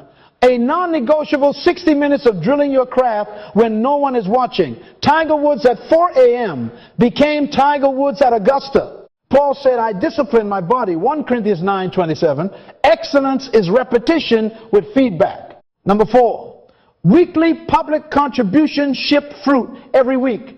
A tutorial, a template, a case study, a clinic, a micro product. Not talk, tangible. People trust givers. Number 5, monthly proof. Publish your metrics and testimonies. Show the before and after, the time saved, the error reduced. Influence snowballs when proof compounds. Number 6, quarterly refinement. Kill what doesn't meet your standard. Fix what nearly does. Scale what does. Subdue your domain by system, not by slogans. Ask yourself, when decisions are made in your arena, does your phone ring? When a problem appears that matches your gift, do people say your name without your ad? Are competitors quietly studying your process? Do skeptics become students after they try your standard? If not, don't be angry, be honest. You might be skipping fruit, or hiding your fruit, or changing your fruit every month so the market cannot recognize you. Proverbs says, a faithful man shall abound with blessings. Proverbs 28:20. Faithful to what? To a specific assignment. Abundance follows focus. Listen, momentum belongs to the dependable. FedEx didn't become a verb by being cute. They became a verb by being there. Influence is compounding trust. The first time they try you. The second time they test you. The third time they tell others. After 10 times, they wait for your word before they move. That is when you will discover the secret your voice began in private practice. Now it authorizes public movement. Declare a thing and it shall be established. It's not magic. It's mastery with a microphone. Tie it back to the kingdom blueprint. Be fruitful. Ship your whopper consistently. Multiply. Train others to deliver your standard without you standing there. Replenish. Build channels, web, retail, partnerships, so your value is everywhere your people breathe. Subdue, set standards and certifications. Make your way the expected way. Have dominion. When they think of the problem, they think of you first. That's influence, a crown name in a narrow field. The world is not looking for another echo. It is looking for a voice, and a voice is just a sound backed by substance. Lift your head and make this declaration with me. I stop chasing followers. I start compounding value. My gift makes room because my fruit makes sense. I master my domain. I define my whopper. I drill daily. I give weekly. I prove monthly. I refine quarterly. People trust my weight, not just my words. Money follows value. Attention follows value. Favor follows faithfulness. Tell your neighbor, outcomes, outpreach opinions. Now choose your domain tonight. Write your whopper tomorrow. Block your daily drill. Schedule your weekly fruit and measure your proof. Keep the chain intact. Influence will not be elusive. It will be inevitable. And when influence arrives, leadership is already knocking at the door. Open the door. Leadership is not a guest you entertain. It is the harvest that arrives after your field has proven faithful. Write this down. Leadership is influence sustained through inspiration over time. It is not the first step. It is the final evidence that the inner chain is intact. Surely goodness and mercy shall follow me. Psalm 23:6. Follow me. Did you see it? Leadership follows like goodness follows. You don't chase it. It chases you when purpose, conviction, vision, passion, inspiration, and influence have matured into something weighty and useful. Say it. Leadership follows fruit. Here's what changes at the top. You stop trying to be important and you start becoming responsible.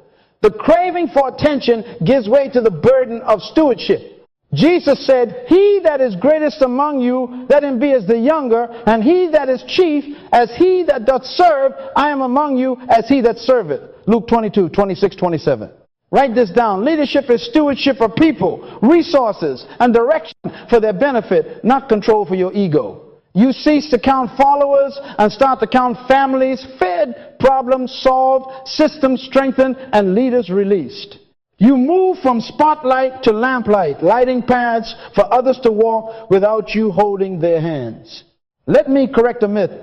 Leadership hacks disappoint because hacks try to jump to rung 7 without building rungs 1 through 6. That is why some platforms collapse under a rumor, a recession, or a rebuke. If thou faint in the day of adversity, thy strength is small. Proverbs 24:10. The day of adversity tests the ladder. Jesus warned of houses built on sand. When the wind and floods came, great was the fall. Matthew 7:27. Many are buying followers, memorizing power poses, studying persuasion tricks. That's paint on drywall with no studs behind it. When crisis knocks, paint doesn't hold a roof. Purpose is your beam. Conviction is your bolt. Vision is your blueprint. Passion is your generator. Inspiration is your ventilation. Influence is your load-bearing wall. Leadership is the roof you install after the structure stands. Write it down. Don't decorate a house that cannot endure weather. So what are the behavior markers when you truly arrive here? Number 1, you create leaders. Paul told Timothy, the things that thou hast heard of me among many witnesses, the same commit thou to faithful men who shall be able to teach others also. 2 Timothy 2:2. Leadership begets leadership. You measure success by succession. Your meetings are not monologues. They are laboratories where others learn to decide. You don't hoard the mic. You hand it to the next voice and stay to coach. Number 2, you develop systems. Fruit that cannot be repeated is not dominion. Genesis 1:28 is still the sequence. Be fruitful, multiply, replenish, subdue, have dominion. At leadership, you codify. You document the standard. You map the workflow. You build dashboards. You establish governance. You make excellence the default, not the exception. Right? This culture eats speeches. So you architect culture with rituals, language, and consequences that protect the values you bled to birth. Number 3, you multiply fruit. Not more noise, more outcomes. You build capacity in others to produce the same level of value without you present. You certify, you license, you franchise principles, not just products. Joseph did not only interpret a dream, he implemented storage systems across cities so Egypt would not starve. Genesis 41. That's leadership, turning singular brilliance into shared competence. Number 4, you protect conviction. When prophet tries to bribe purpose, you say no. When a celebrity endorsement threatens your standard, you walk away. When numbers climb but the soul of the work thins, you stop and repent. Feed my sheep, John 21:17, is Jesus' demand to Peter, nurture, do not exploit. Leadership guards the flock, even from the leader's own ambition. Tell your neighbor, conviction is the culture's immune system. Let's bring Raina to the summit. Influence had bent policies. Now leadership found her. The CEO called and said, we don't need a celebrity, we need a shepherd. Will you serve as director of patient clarity across the network? Notice the wording, shepherd. Thou shalt feed my people Israel was God's language to David. 2 Samuel 5:2. Raina accepted. But listen to her first request. Bake the 5-line clarity creed into policy. Fund a training pipeline, clarity coaches on every floor. Protect a monthly oxygen huddle where frontline ideas rise. Measure 3 core outcomes and publish them. That is leadership responsibility before recognition, systems before ceremonies. Within a year, every campus had a certified coach. The discharge map became a standard. Vendors conformed or lost the contract. A shy volunteer led a redesign of waiting rooms using the creed. Raina didn't chase a title. A title chased her fruit. She didn't become larger. Her ladder became longer so others could climb. This is the pivot at the top. You are not the show. You are the scaffolding. Write this down. Leaders become invisible by design because the system makes people visible. You choose budgets that empower builders, not flatter the brand. You reserve your sharpest energy for mentoring, not marketing. You spend more time asking who replaces me than who praises me. Moses prayed, let the Lord set a man over the congregation, which may go out before them, that the congregation of the Lord be not as sheep which have no shepherd. Numbers 27:16-17. Leadership thinks succession while running today's race. Let me press you, if your presence is required for everything to function, you are not leading, you are performing. If people cannot predict your values when you're on a plane, you built a personality cult, not a culture. Stop making yourself indispensable. Make the work inescapable. Be fruitful. Produce a leader. Multiply, produce leaders who produce leaders. Replenish, distribute, authority with clarity. Subdue, set standards so good that deviation feels unsafe. Have dominion. When they think, how we do it here, they think values, not you. Say it. Systems are love in structure. Why do hacks fail? Because hacks skip the crucible where character cures. People will follow your talent for a season. They will entrust their future to your character for a lifetime. Titles can be given. Trust must be earned. Position can place you over people. Purpose draws people to you. Right, that promotion without preparation is punishment. God is merciful when he slows you down. Don't curse the delay. Mature the rungs. Here are your leadership checks you can apply this week. Do I have a written creed that protects our culture when I'm not in the room? Are there at least 2 people I am actively training to do what I do at 80% quality within 6 months? Is there a system, not a speech, for how we hire, onboard, correct, and celebrate? Are misaligned prophets rejected on principle? Are outcomes multiplied or merely announced? If any answer is no, don't panic. Repair the rung beneath. Find the lowest broken step and strengthen it. Leaders don't jump. Leaders build. Hear the Father's charge. Stop chasing leadership. Build the ladder. Leadership will come looking for you. A man's gift maketh room for him, Proverbs 18:16. But only when that gift becomes fruit, that fruit becomes a pattern, that pattern becomes a culture, you are necessary. You were born to master a domain. When you let conviction fence your vision, when you let passion energize your obedience, when your life breathes courage and your consistency earns trust, leadership is inevitable. It is not a miracle. It is a mandate fulfilled. Lift your head and say it with me. I don't pursue crowns. I cultivate character. I don't chase titles. I build tables. I feed. I form. I fund. I father. I finish. Be fruitful. Multiply. Replenish. Subdue. Have dominion over my gift, my team, my systems, my standards, my space. Tell your neighbor, when I build a ladder, leadership finds my address. Now go and convert your influence into stewardship. Create leaders, nail the systems, multiply the fruit, and protect the culture with conviction. And when leadership knocks again, you won't pose, you'll open your hands and you'll serve. That is the top rung, that is the inevitable result. Before you grab another book or buy another course, let's run the ladder diagnostic. Write this down. Your leadership ceiling is determined by the lowest broken rung. If the foundations be destroyed, what can the righteous do? Psalm 11:3. Don't guess. Examine yourself. Paul said, examine yourselves. 2 Corinthians 13:5. We are going to move from the top down until something fails the test. Stop there and repair from the bottom up. Order matters. Let all things be done decently and in order. 1 Corinthians 14:40. Say it, repair in order. Start at leadership. Are you being entrusted with stewardship beyond your title, people, budgets, decisions, because your outcomes are predictable? If no, move down one rung. Influence. Do people lean toward your voice without your pitch? Does your name equal a specific, reliable value in their minds? If no, move down. Inspiration. When people encounter your life and work, do they breathe courage? Do they move from fear to action because of your example? If no, move down. Passion. Do you have sustained, purpose-powered energy that endures inconvenience and insult? If no, move down. Vision. Is there a clear, written, measurable picture of a preferred future that you can describe in a page? Write the vision and make it plain. Habakkuk 2:2. If no, move down. Conviction. Are there non-negotiables that govern your yes and your no? Or are you double-minded? A double-minded man is unstable in all his ways. James 1:8. If unstable, move down. Purpose. Do you know the original intent for your life? The problem you exist to solve? For whom? With what gift? Before I formed thee, I ordained thee. Jeremiah 1:5.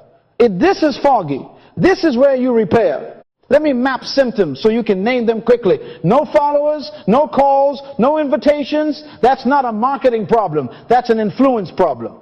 Applause without action. People cheer you and change nothing. That's an inspiration problem. Chronic exhaustion. Start-stop energy. You flame out after conflict or criticism. That's a passion problem.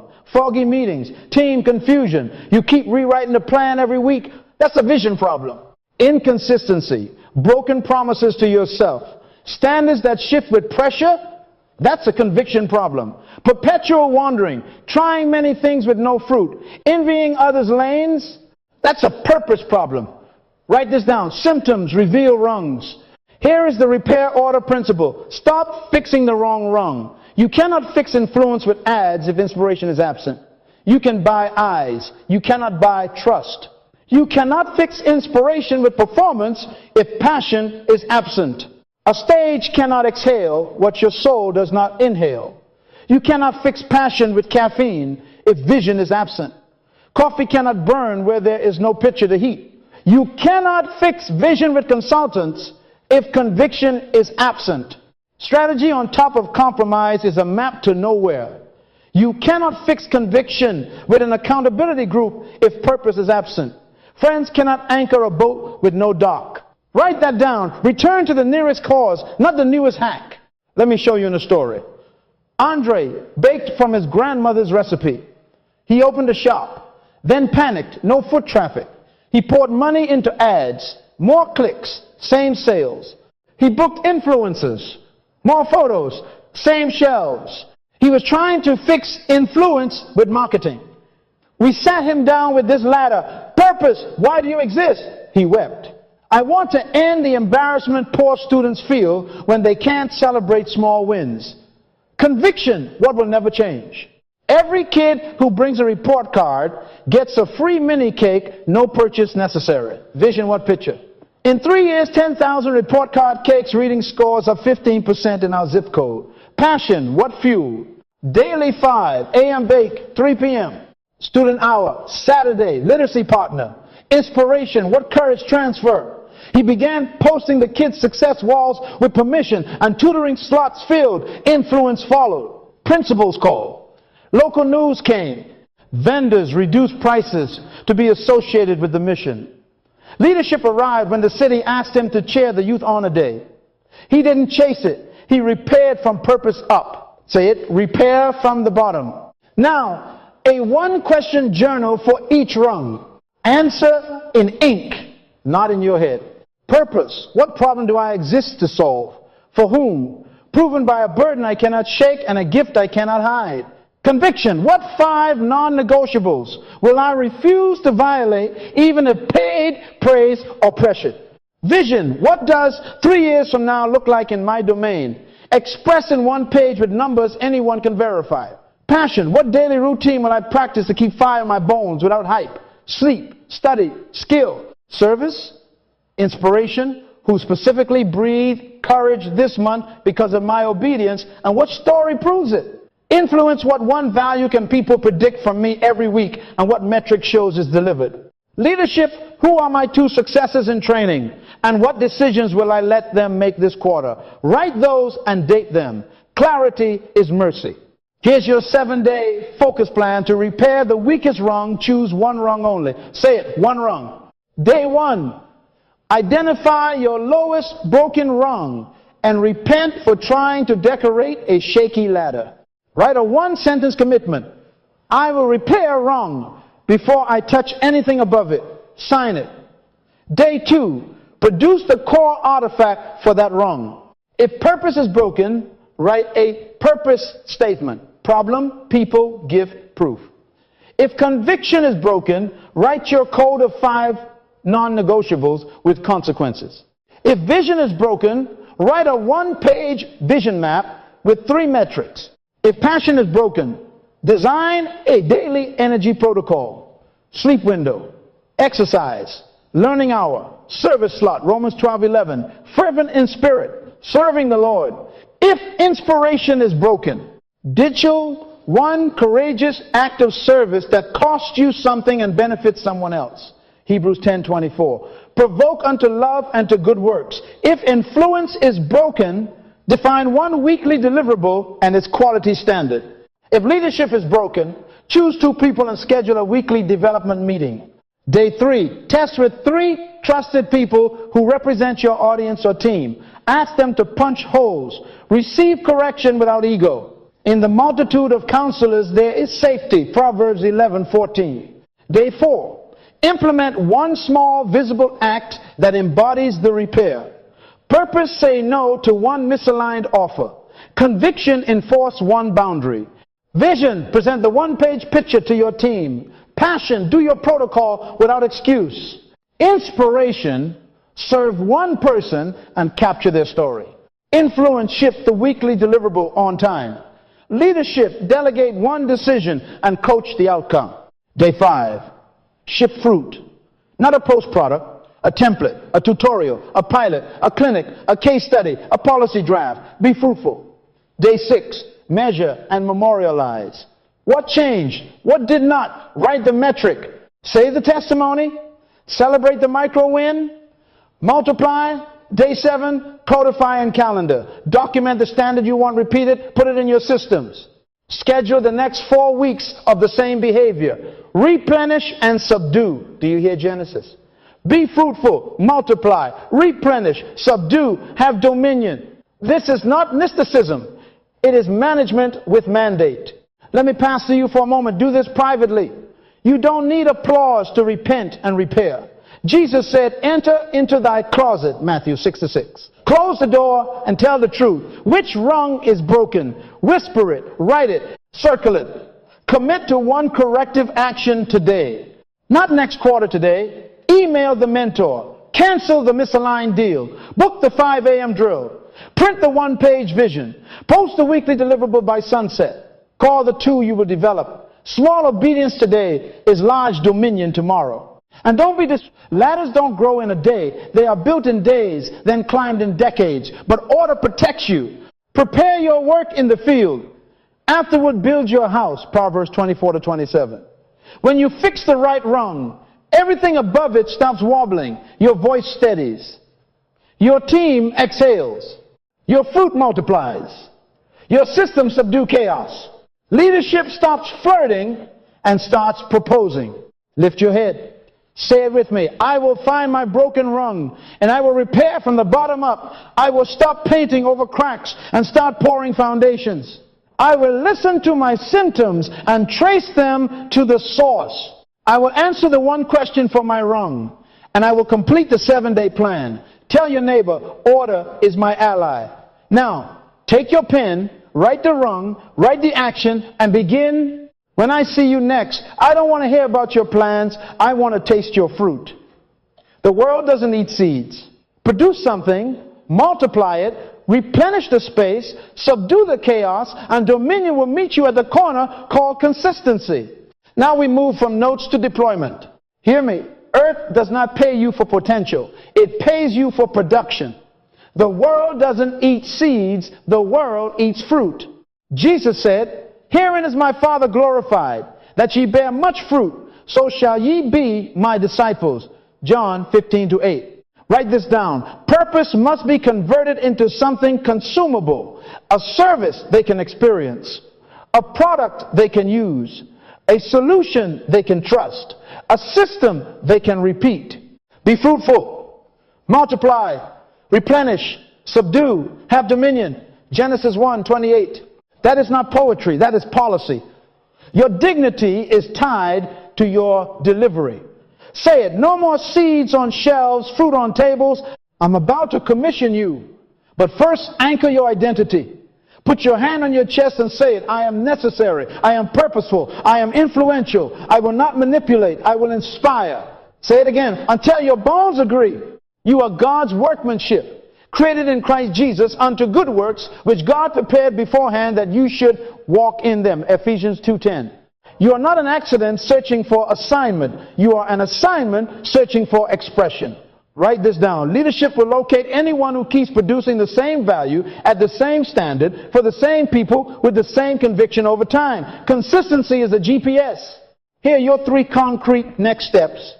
and I want them done within 72 hours. Number one, write your purpose statement. Not a poem, a purpose. 1 page maximum, 3 parts. The problem you exist to solve, the people you are assigned to serve, the gift you will deploy to solve it, with 1 line of proof that you've already tasted it. Example, I exist to remove financial shame from single mothers in my city by translating complex money into simple, repeatable habits. Proof, 30 debt-free testimonies in 12 months. Date it, print it, tape it where your eyes wake up. Share it with 1 person who represents your audience. Say it purpose in ink, not in imagination. Number 2, set 1 conviction boundary. Conviction is purpose turned into a decision. Choose 1 non-negotiable that will protect your purpose this quarter and write it as a sentence that begins, I will not, or I will always attach a consequence and an accountability partner.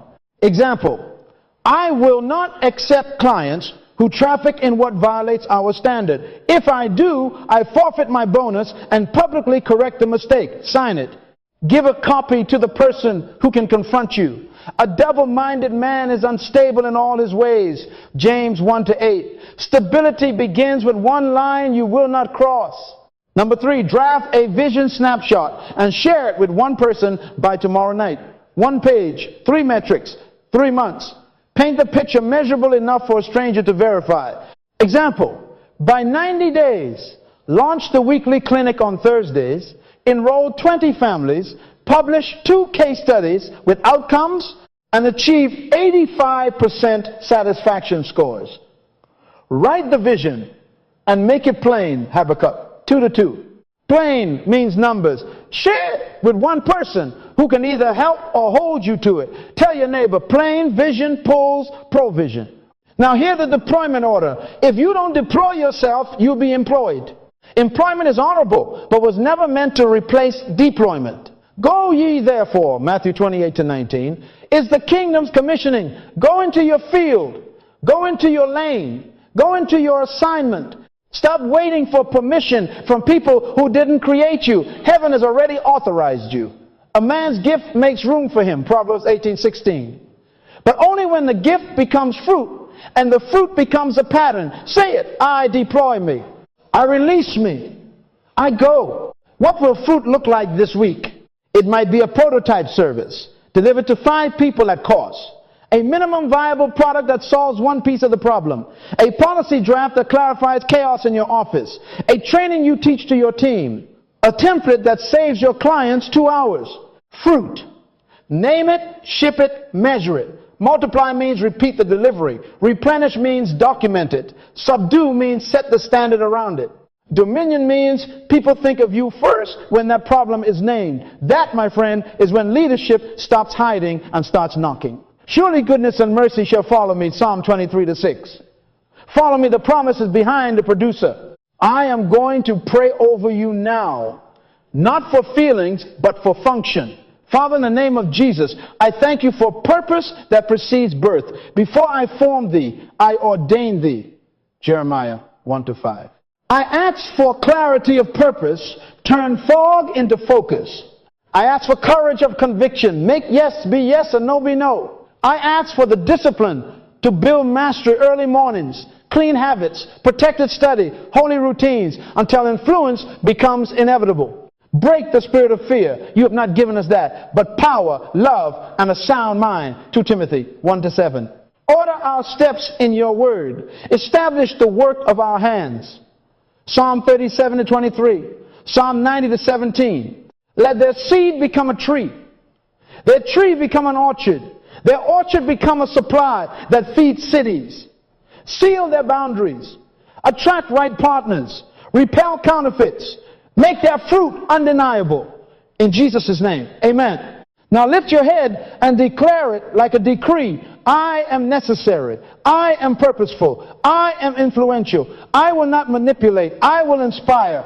I will be fruitful. I will multiply. I will replenish. I will subdue. I will have dominion in my domain. I will write my purpose statement. I will set my conviction boundary.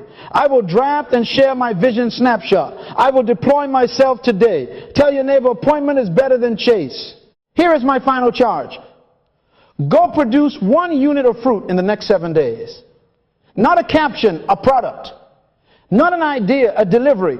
Then teach 1 person how you did it. Fruit that multiplies becomes culture. And culture is what leadership comes to steward. When I see you again, I don't want to hear about your dreams. I want to see your distribution. The world doesn't eat seeds. Produce something. Multiply it. Replenish the space. Subdue the chaos. And leadership will find your address not because you chased it, but because you kept your appointment with purpose.